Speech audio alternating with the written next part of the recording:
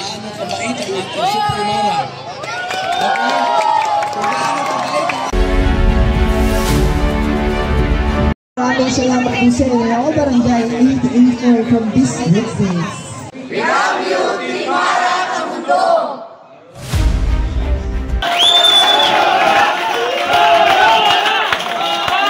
Akala ko naman nakarating ako kung saan, napakarami nyo. Kanina pa ako kayo umaga?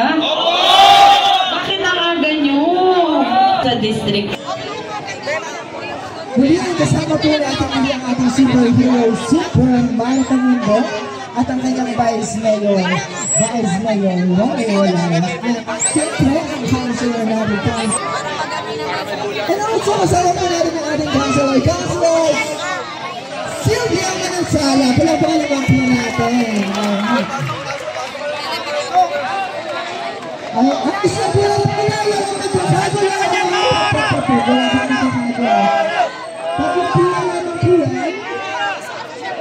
ayusin po natin ang pinag-kapit. Gabi po, ito si Edwin Salve. Ako yung tumatakbong councilor dito sa District 6. At ngayong oras nito, akong Vice Mayor, Remy Uyales. At lahat nandito ng ating mga councilor. Ano po, ang ating mga lola. Gusto ninyo, di ba? Meron pong mga umiikot-ikot na rin po. Kami po biglaan dito dahil talagang mahal po kayo ni Superhero Mara Tamundong eh. Pakinggan niyo po ako. May choice po kayo. Gusto niyo po bang may magbago?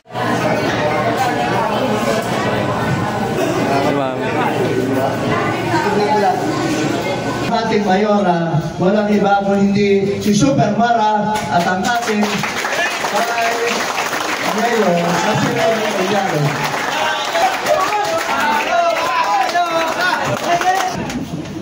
Ako ramdam ko, kanina pa namin kayo binabaan ng programa at lalo-lalo na ang magbababa ng programa sa inyo ay sa darating na Mayo 12 ay uupo na tayong lahat sa City Hall. Papayag ba kayo? Baguhin natin ang dapat baguhin? Papayag ba kayo na kami ang maglilingkod para sa inyo? Hep! Hep! Alright! Yan! Aasahan ko yan. Baka mamay, ganun kayo ng ganun. Yun! So, ibibigay ko na ako ang mikropono sa ating mahal na Mayora, Super Mara Tamundong, at ang kanyang Vice Mayor, kundi si Remy Uyales. Kasama ko rin kasi sa Barangay Bureau. Sabi nyo iba, hindi ko kayo kilala. Paano hindi nyo kami makikilala? Eh yung barangay captain nyo, kilala nyo, tapos kami hindi nyo kilala. Yan. So, maraming salamat po sa inyo. Huwag na natin ibigay ang ating armas kung kani-kanino. Ang armas ninyo ay mga boto ninyo na katulad nito, nawalan ng tricycle, bandang huli, pati susi ng tricycle, kinuha na. Okay? Salamat po. Salamat po.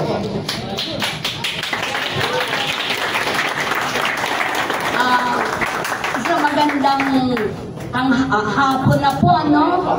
Ay, maga pa. Magandang umaga po at napakasayang umaga po sa ating lahat. At tayo po ay sobra po ang aming kagalakan sa mainit na pagsalubong ninyo po sa amin. Siyempre po, sa pamumuno ng ating pinakamamahal na Mara Tamundong. Isang malaking palakpakan.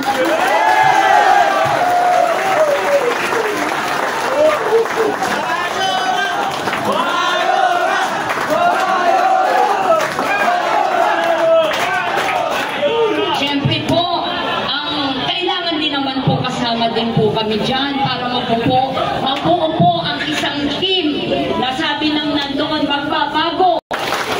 Lalo na po kayo nasa laylayan. Laging ginagamit din po ba patuloy at patuloy nung sinasabing magbabalik. Bakit po magbabalik? May mananatili. Bakit may mananatili? At mayroong bagong pumapasok na babaguhin ang mukha ng may Maynila. Hindi na kailangan baguhin ang mukha ng Maynila sapagkat atin to ang Maynila. Ang baguhin po natin ay ang management, supervision para po mabago ng lubos ang tunay na lungsod ng Maynila ay babangon, magtatagumpay tayo.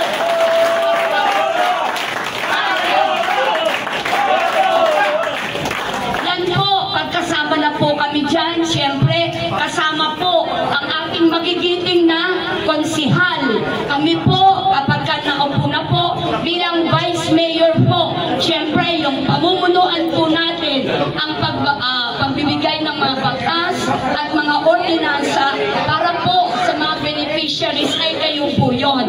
Nandito po yung ating dalawang magigiting na konsihal from your district, si Konsihal Boyet Marino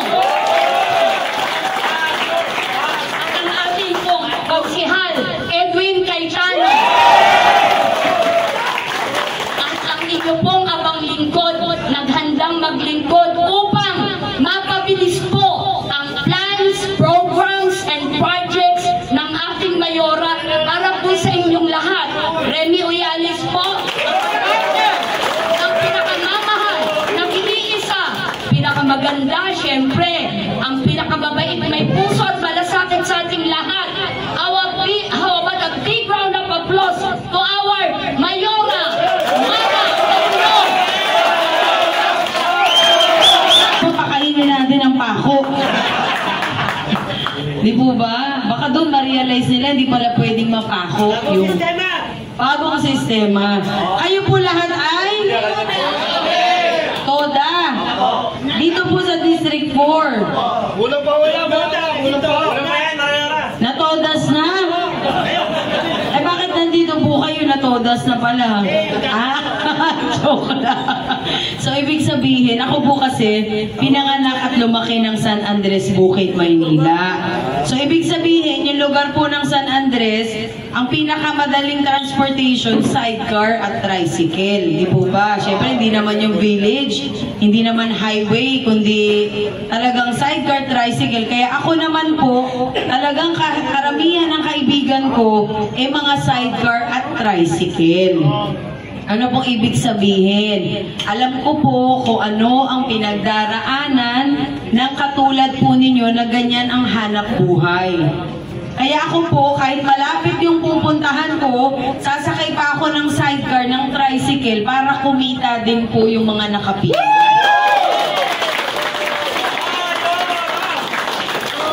Kahit sa Robinson, Manila, kung magmumol ako at umuulan, syempre, mga taxi nakapila dyan. Grabe, pero pipiliin kong sumakay sa tricycle at sidecar.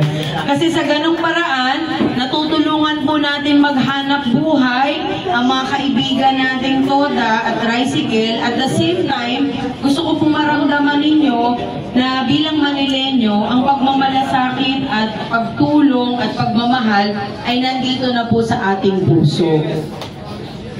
Kaya naman ako ay natutuwa sapagkat nabigyan ako ng pagkakataon na nandito po muli. Kagabi kasi nagka-award po, na umatin po ako ng awards night na kung saan nabigyan po tayo ng parangal.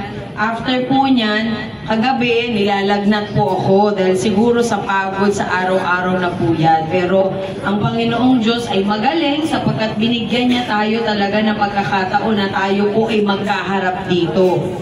Sino po ba si Miss Mara Tamundong? Ako po ay tinawag na superhero ng mga senior citizen. Dahil ako po ay isang senior citizen advocate na aking tinutukan at talagang tinulungan ang ating mga senior citizen, ating mga magulang. Lalo na po tayo isang magulang na. Doon po naramdaman ko kung gaano kabigat ang responsibilidad na maging magulang. Araw-araw nag-iisip kung paano makakapasok ang anak sa eskwelahan. Araw-araw nag-iisip kung kanino mangungutang para mairaos ang buong maghapon nakakainin. Araw-araw nag-iisip, ano ba yung kikitain natin ngayong araw na to? Lalo na kung umulan o walang pasok. Lahat po ng yan ay inyong pinoproblema. Kaya po tayo ay nandito para harapin po natin ang tunay na pagbabago sa Maynila na kailangan manilegay naman ang unahin sa lahat ng programa. Dahil ang 34 billion a year ay kailangan maramdaman at ibaba sa Maynila!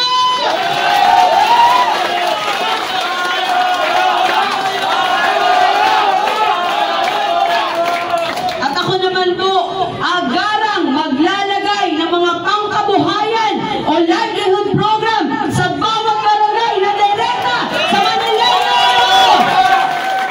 Pangalawa po dito, masiguro natin na lahat ng barangay ay magkaroon ng barangay health center na may gamot at doktor na titingin po sa atin, lalo na sa mga may sakit. At syempre, para sa ating mga senior citizen, 2,000 kada buwan! Maglalagay ng mga recreational center para sa mga senior citizen natin na aktibo, lalo na po sa kanilang mga seminar o mga livelihood program. At isa po dito sa pinakamahalaga, gusto ko pong maisalba ang natitirang lupain sa Maynila! Na kailangan masiguro natin na ang lupain sa Maynila ay mapunta sa Manileño! Ititigil na po ang pagbenta o anumang pag-alis ng mga historical places dahil pag ito po ay tinanggal natin sa Maynila, parang wala na tayong pinagmulan bilang isang Manileño. Ito po ay isang paraan na dapat maiwanan sa ating mga anak para malaman nila kung ano po ang ibig sabihin ng pagiging isang tunay na Pilipino. Kaya kasama po ang TODA sa aking programa na kayo po ay unang bibigyan ko ng budget na 30 million pandagdag sa inyong pangkabuhayan.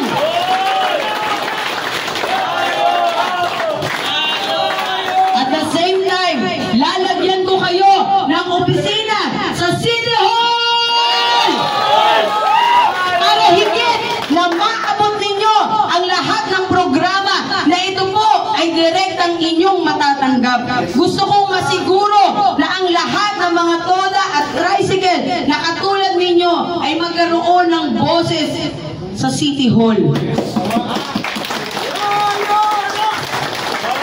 At the same time, paglalagay po ng mga terminal sa inyong mga lugar na kung saan kayo po ay hindi na mahuhuli at maaabala sa inyong paghahanap buhay. Gusto niyo po ba yan? Lahat po ng programa ay ating ibababa at sisiguraduhin ko po na bawat sentimo inyong malalaman kung saan napunta ang budget ng Maynila. Gusto ko po maging transparent ang maglilingkod para matigil na ang corruption sa Maynila! Dahil ang kawawa po dito ay mga katulad natin na nagsisikap sa araw-araw. Kailangan wakasan na po natin ang ganitong gawain. Kailangan ang maglilingkod, bababa at maglilingkod sa taong bayan! Hindi po pwedeng mala-artista ang galaw. Hindi po pwedeng magpapakita lamang kapag panahon ng eleksyon. Dapat sa araw-araw maglilingkod at siguraduhin na may programang ibababa sa inyo pong lahat. Ito po ay isang paraan natin upang makita natin na talagang may kinabukasan pa rin ang Maynila. Kailangan maibalik natin ang dangal ng Maynila! Sa sobrang tagal ko na po naging saksi sa buhay natin sa Maynila. Ako po ay 47 years old na. Pero sa haba ng panahon na umabot na po ako sa ganitong edad, ni minsan hindi ko po naranasan ang talagang programa sa Maynila. Kaya ako po, gagawin ko ang lahat bago maubos ang buhok ninyo, bago po malagas yung buhok natin at tayo ay magkaedad, kailangan masiguro po natin na may mangyayaring pagbabago sa Maynila! Kaya mabuhay ang ating mga TODA at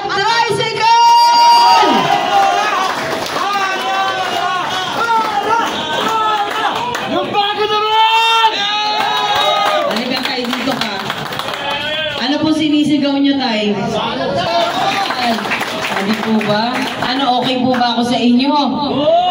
Akala ko nga may edad ka. Bata ka pa pala. May edad lang po. Yung iba, hindi po tayo. Ayan.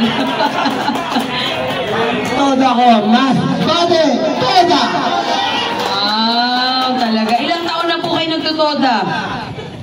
20 years na ako. Ano po nangyari sa 20 years? Nga. Nga lang. Nauhuli pa kayo. So ano pong gusto natin na kailangan isigaw po natin? Wala naman nangyaring hulihan sa toda! O, balik na rin na natin. Kayo na po manghuli sa kanila. Ito po, maglilingkod sa Maynila. At ang hinihiling ko, hindi lang gamitin ang inyong daliri sa pagsulat, kung hindi gamitin ang puso para sa pagpili ng tunay na maglilingkod sa Maynila.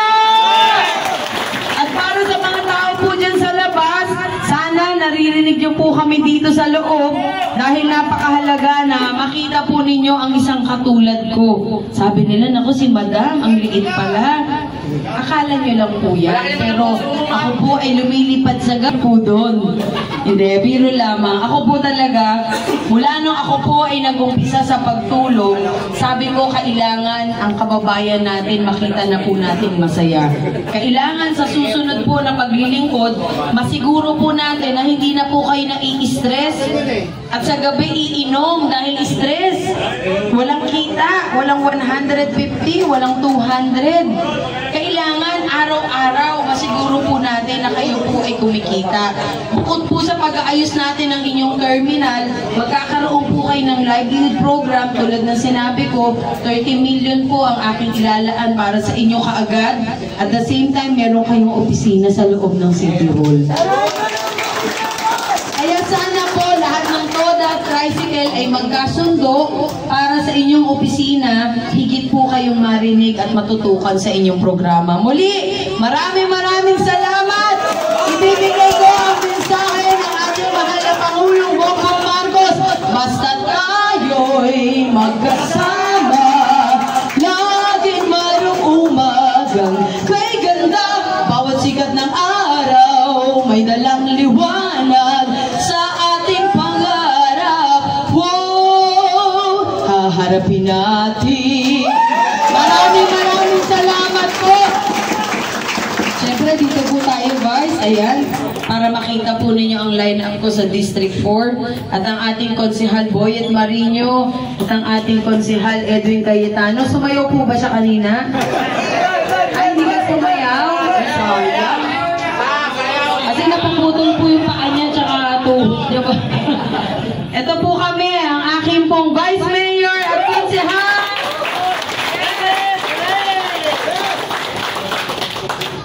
Kakanta ko kayo. Kakanta kayo. Ilan po kayo lahat? Mahigit ko mula. Mahigit ko kulang? 200. Okay. So gusto niyo ba umawit muna o baka may gustong kumanta rito? Sino po gusto kumanta? Sige na, gusto ko lang marinig kayo kumanta.